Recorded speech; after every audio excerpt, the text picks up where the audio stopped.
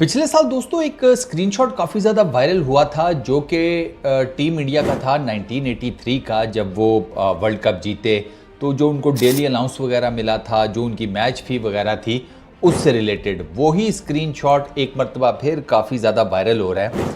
और इस स्क्रीनशॉट में अगर मैं देखूँ ना, ये जो पेमेंट की जिसे कहते हैं स्लिप वगैरह है, तो इसमें daily allowances 200 rupees per day for 3 days, match fee 1500, total मिलाकर 2100 इंडियन रुपीस। ये 1983 में कपिल देव, मोहिंदर अमरनाथ, सुनील गावस्कर, क्रिस श्रीकांत, ठीक है, यशपाल शर्मा, संदीप पटेल, कीर्ति आज़ाद, मतलब जितने बड़े बड़े नाम हैं, मदन लाल, इनफैक्ट जो टीम इंडिया के मैनेजर थे बिशन बेदी, उनको भी सेम यही अमाउंट मिली थी, जो कि कुल मिलाकर 2100 रुपया बनती थी।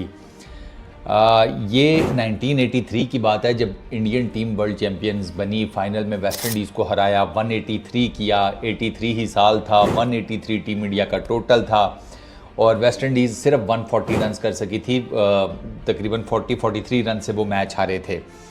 और एक हिस्ट्री जिसे कहते हैं ना क्रिएट हुई थी। क्लाइव लॉयड ने इस मैच के बारे में कहा था कि देयर इज़ नो डाउट कि हम फेवरेट्स थे और हमने उससे पहले इंडिया को कई मरतबा हराया भी हुआ था, लेकिन उस दिन जो कुछ हुआ वो क्रिकेट के लिए बहुत ज़्यादा अच्छा हुआ। हमारे लिए तो नहीं अच्छा हुआ, हम मैच हार गए, वर्ल्ड कप हार गए, फाइनल हार गए। क्रिकेट के लिए बहुत अच्छा हुआ क्योंकि उस टाइम से ऑनवर्ड्स फिर इंडिया ने ना अपनी एक क्रिकेट के ऊपर छाप बनानी शुरू की। अच्छा, मज़े की बात है, लोग अब ना उन पैसों को कंपेयर कर रहे हैं कि यार वो लेजेंड्स हम इंडियन क्रिकेट के, उन्होंने लिए 2100 रुपया। और अब आपको पता है तकरीबन मेरा ख्याल है ओडीआई की इंडियन टीम की मैच फ़ी है 6 से 8 लाख रुपया पर मैच। टेस्ट की ज़्यादा है, वो डबल है ऑलमोस्ट, वो मेरा ख्याल है कोई 15 लाख के अराउंड है। और T20s की कोई 3-4 लाख के अराउंड है। ये मैन वुमेन सेम है, ठीक है।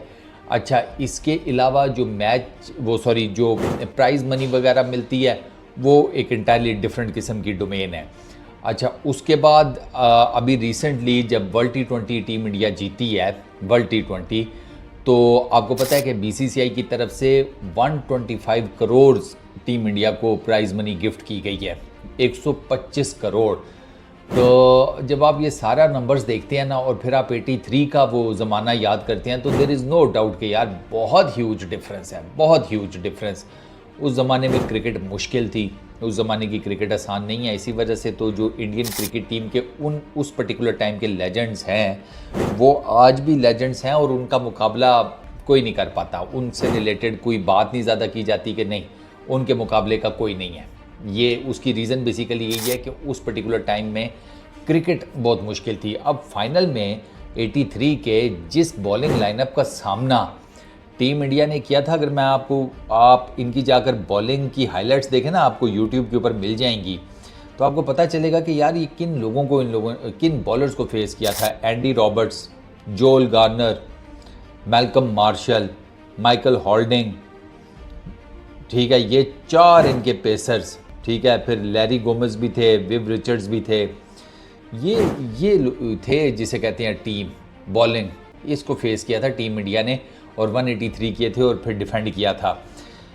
ओवरऑल यार असल में टीम इंडिया के पास वो फिर बात वही है कि टीम इंडिया के पास पैसा आया कहाँ से। टीम इंडिया के पास या बीसीसीआई के पास असल पैसा आना शुरू हुआ है, आप यूँ कह लें, लेट 90s में, और वो जो 2000 का दौर है ना उससे ऑनवर्ड्स। और जब बीसीसीआई को पता चला कि ये ब्रॉडकास्टिंग कितनी बड़ी गेम है, बीसीसीआई को जैसे ब्रॉडकास्टिंग की गेम की समझ में आई थी ना, और मैंने एक डॉक्यूमेंट्री देखी थी, उसमें ना साउथ अफ्रीका के जो फॉर्मर क्रिकेट के सीईओ थे ना, मुझे मेरा ख्याल है अली बाकर थे या कोई थे, मुझे ऐसे शक पड़ता है कि उस डॉक्यूमेंट्री में वो साउथ अफ्रीका के जो क्रिकेट बोर्ड के उस टाइम हेड थे ना, उन्होंने बेसिकली बीसीसीआई को कहा था कि ये आप सरकारी चैनल को देते रहते हैं मैच के राइट्स वगैरह ये वो, और प्राइवेट सेक्टर में बांटें, लोग आपको अच्छा खासा पैसा देने को तैयार है, आप दूरदर्शन पर लेकर ही बैठे हुए हैं। तो वो जो टाइम था ना, वहाँ से गेम चेंज हुई है, वहाँ से बीसीसीआई की गेम चेंज हुई है, क्योंकि व्यूअरशिप तो बहुत ज़्यादा इंडिया के अंदर क्रिकेट की, इसमें तो कोई दो राय नहीं है ना। सबसे ज़्यादा बेसिकली आईपीएल दुनिया की सबसे लुक्रेटिव लीग क्यों है? व्यूअरशिप की वजह से, क्योंकि व्यूअरशिप जो है वो बिलियंस में है और ये बहुत ज़्यादा मैटर करता है। व्यूअरशिप होगी तो एडवर्टाइजमेंट्स होंगी, व्यूअरशिप होगी तो बाकी सारी चीज़ें होंगी, व्यूअरशिप होगी तो मीडिया राइट्स आएंगे और ये सारे का सारा जो है वो फिर आपका ना जो इन टर्म्स ऑफ नंबर्स है ना, पैसा वो बहुत ज़्यादा खींचता है। मैं हमेशा कहता हूँ कि आईपीएल के राइट्स जो लास्ट ब्रॉडकास्टिंग राइट्स बिके थे वो इतनी ह्यूज अमाउंट थी कि वो एक बड़ी इंडियन कंपनी तो उठा ही नहीं पा रही थी, वो दो का मर्जर हुआ था और फिर उन्होंने मिलकर राइट्स लिए थे। इसी से आप अंदाज़ा लगा लें कि आईपीएल की कितनी बड़ी खपत है मैंने ये पैसों के हिसाब से। तो वो ब्रॉडकास्टिंग की जब बीसीसीआई के जिसे कहते हैं ना कुल्ली खुली थी ना, चाबी लगी थी उस ताले को, उसके बाद से बीसीसीआई को पता चला था कि यार ये तो बहुत नेक्स्ट लेवल की गेम है, मैं भी बेवकूफ़ों की तरह बैठे हुए हैं। और फिर बीसीसीआई ने पैसा कमाना शुरू किया और अब आप देखें बीसीसीआई किधर है। वही बीसीसीआई है जो 2100 रुपया देती थी अपनी टीम को 1983 का वर्ल्ड कप जीतने के बाद, ठीक है, फी प्लेयर, 2 के बाद में 25,000 मेरा ख्याल है 25,000 पर पर्सन भी दिया था।